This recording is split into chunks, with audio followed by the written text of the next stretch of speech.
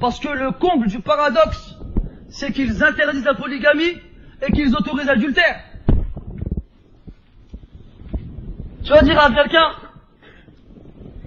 j'ai 2 femmes, ils te font un procès. Tu dis j'ai une maîtresse, il dit, enfin ils disaient ça. Ils disent, ah bah tant pis, bah alors, ils disent à la femme, écoutez madame, on n'y peut rien. Je sais pas si vous avez lu des articles ou bien vu des reportages, où t'entends des femmes dire, des kafras, des mécréants dire, j'abandonne, mon mari c'est un coureur de jupons, bah qu'il fasse ce qu'il veut. Entre guillemets, elle s'est soumise au choix de son mari d'aller voir ailleurs. Elle demande pas le divorce. Elle demande pas le divorce. Et elle reste, elle dit, moi j'ai des enfants, je me suis marié avec lui, ben tant pis, il fait, bon voilà. Tant pis.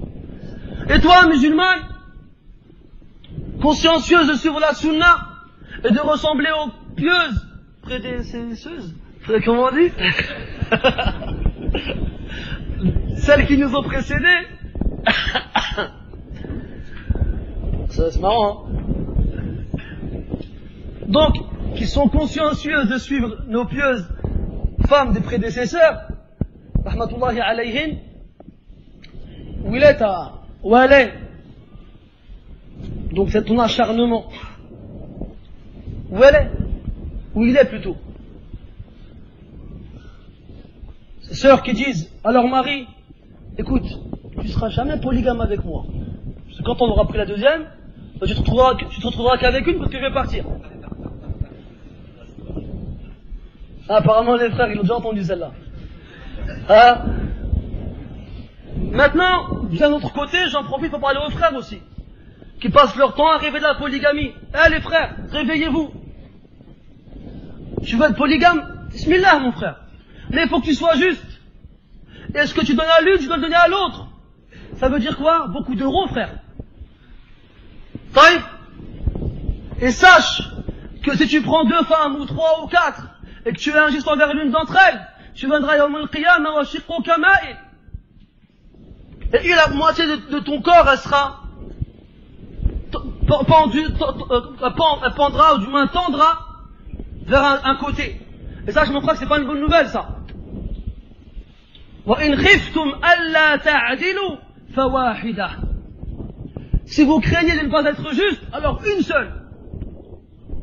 Taïf. Crains Allah. Parce qu'on en a vu, nous, des frères qui parlaient jour et nuit de la polygamie, comme si c'était la seule sunna qu'ils pouvaient appliquer, et lorsqu'ils ont pu le faire, ils ont fait des catastrophes. Alors les frères, qui dit polygamie, dit équité. Et qui dit équité en France, dit beaucoup d'argent. Ça veut dire 2 appartements, donc de loyer, donc de frigo, donc 2 fois plus de courses, donc des enfants, donc des couches, donc j'en passe des meilleurs. Alors redescends sur terre mon frère. Reste sur le sol. Mais les sœurs de l'autre côté, faut pas qu'elles croient aussi c'est bon, on est tranquille. Qu'elles craignent Allah. Qu'elles craignent Allah. Ma femme m'a dit une fois qu'il y a une sœur qui vient la voir. Elle lui dit, Ourti, t'es mariée? Elle lui dit oui. La sœur a fait, dommage. Elle m'a dit pourquoi? Parce qu'il y a mon mari qui cherche une autre femme. Mon mari cherche une autre femme. Ta femme elle aurait fait ça toi? Elle n'aurait pas fait ça. Donc, il faut vraiment que les femmes musulmanes craignent leur Seigneur, ainsi que les frères musulmans, non pas les frères musulmans, que les frères, faut pas qu'il y ait des amalgames, on va dire oh ils défendent les ikhwan, ainsi que les frères craignent Allah. طيب, le Cheikh Ibn Baz rahimahullah avait 2 femmes, il avait beaucoup d'enfants. Et même des enfants à lui qui disaient quand il le pouvait, il nous ramenait dans la campagne et il nous amenait nager. Et dès qu'il le pouvait, passer du temps avec nous, Il était juste avec ses femmes à un point où il priait toujours sunnatul maghrib chez l'une de ses femmes. Parce que il passait chez sa femme, chez une de ses femmes, toujours après le Maghreb. Donc il faisait le Maghreb à la mosquée et il partait chez sa femme pour faire nafila chez elle, parce qu'il a fait la veille, la nafila de Maghreb chez l'autre. Tu réponds à ça, toi, Yahri? À penser à faire le même nombre de nawafil chez tes deux femmes? Que dire du reste? طيب. Le Cheikh Ibn Baz, rahimahullah, était quelqu'un qui avait donné son temps à Allah et aux musulmans. Et je reviens sur les sœurs. J'avais dit deux choses. La deuxième, c'est que les femmes patientes, yarhamukallah, que les femmes patientes envers leur mari, lorsqu'ils veulent étudier la science, lorsqu'ils veulent apprendre, lorsqu'ils veulent aller avec les frères à la mosquée ou bien voyager, ou bien même ceux qui sont amenés à faire des da'wah et à voyager. Parce que aussi une des séquelles et des conséquences de l'éducation dans ce pays, c'est la femme, elle accroche à son mari, on dirait un cadenas. Non, t'es toujours dehors, t'es jamais avec moi, tu m'accordes pas assez de temps, tu me montres pas que t'as fait de l'affection, on dirait pas que tu m'aimes, on descend en Barbara, il se passe quoi là? Il faut oublier ça.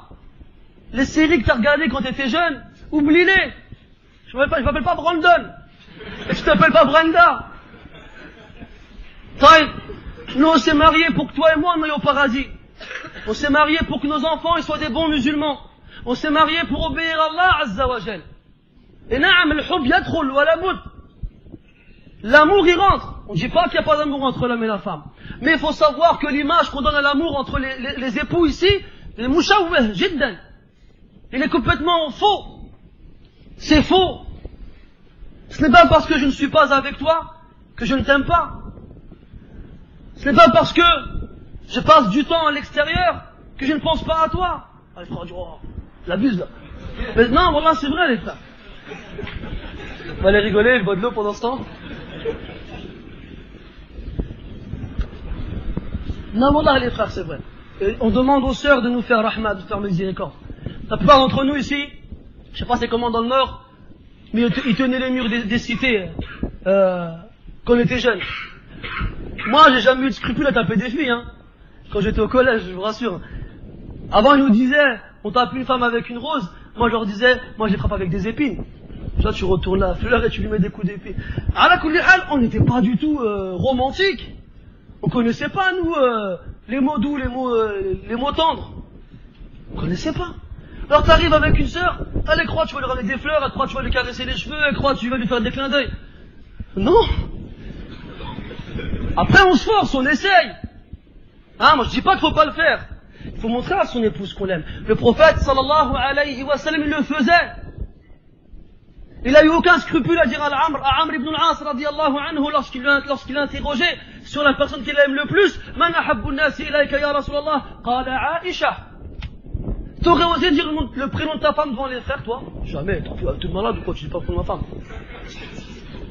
Est-ce que t'aurais osé dire aux frères que t'aimes ta femme? T'aurais osé, toi? اقتداء بالنبي صلى الله عليه وسلم أعلن للجميع أني أحب زوجتي وأسأل الله أن يحفظها وأن يجزيها خيرا على صبرها معي. Moi je dis devant vous tous que j'aime ma femme. Et je n'ai aucune pudeur, aucune honte à vous le dire. Et je demande à Allah de la préserver. Et je demande à Allah de la récompenser pour la patience qu'elle a avec moi. Parce que c'est pas du gâteau, je suis pas du gâteau. Elle m'appelle le fantôme. Elle dit, je me suis marié avec un fantôme. Mais les frères qui me connaissent, ils le savent. Mais alhamdoulilah, elle est patiente. Et que les sœurs est patiente. Patientez mes frères et mes sœurs. Patientez mes sœurs, le lapsus qu'il fallait pas faire. Là c'est ma femme et mon enfant, elle a oublié ce que j'ai dit là, ça elle est énervée. Patientez mes sœurs avec vos maris. Patientez, barakallahu fikun. Patientez, patientez, patientez. Laissez vos maris étudier. Laissez vos maris côtoyer des gens qui, Inch'Allah, sont pieux. Laissez vos maris voyager pour apprendre la science. Wallahi, vous le gagnerez vous le gagnerez que plus dans votre relation avec lui, votre amour pour lui et le lien qui vous unit. Cheikh Ibn Baz, rahimahullah, on s'éloigne du sujet, excusez-moi. Cheikh Ibn Baz, c'est à quelle heure le Maghreb? Ce sera en deux parties, je crois. Cheikh Ibn Baz, rahimahullah, il a donné son temps à Allah Azza wa Jal et aux musulmans. Ceux qui veulent faire l'odo, qu'ils aillent faire l'odo. Même si ça va un peu m'embêter de vous voir vous lever, de vous rasseoir, mais khayr, Inch'Allah. Et là, j'aimerais qu'on voit ensemble une journée de Cheikh Ibn Baz. Comment elle se passait?